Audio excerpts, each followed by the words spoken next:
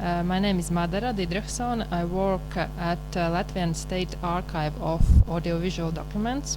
Lecture course I took, which is called Cultural Institutions and Digital Transformation. It's a Kreml course, it turns out. I didn't know it at the beginning.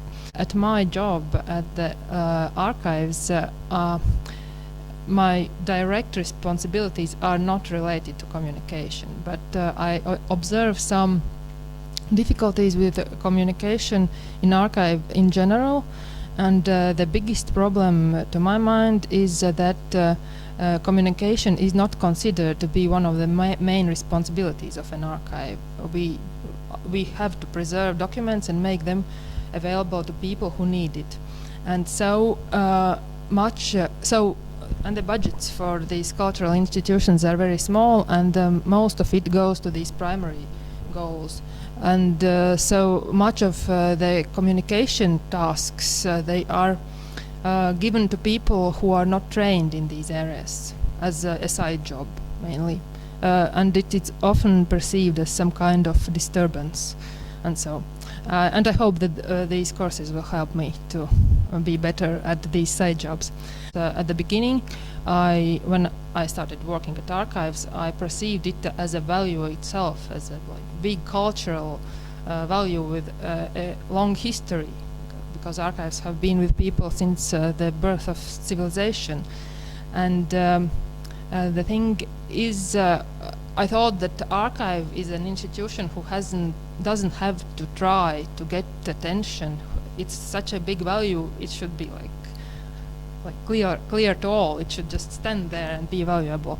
And so in the digital time, I see that it might not be true, and that it might be in line with the mission of archive to educate itself about these opportunities and to try to survive in this changing world.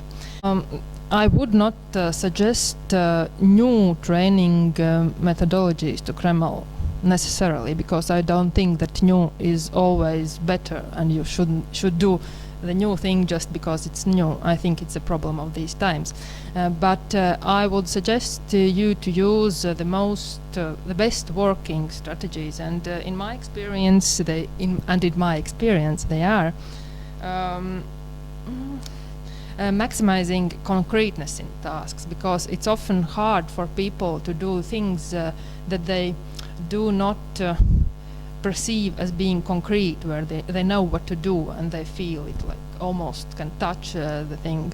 Another thing is to use some moments of play to gamify things, because this works with people. The last thing I think works best in learning environments is reducing the gap between the person who learns and the center of the world, so that people feel like they are already living the life and they're already part of the world, not somebody who is just preparing for it. And Kreml, in one word, for me, is direction.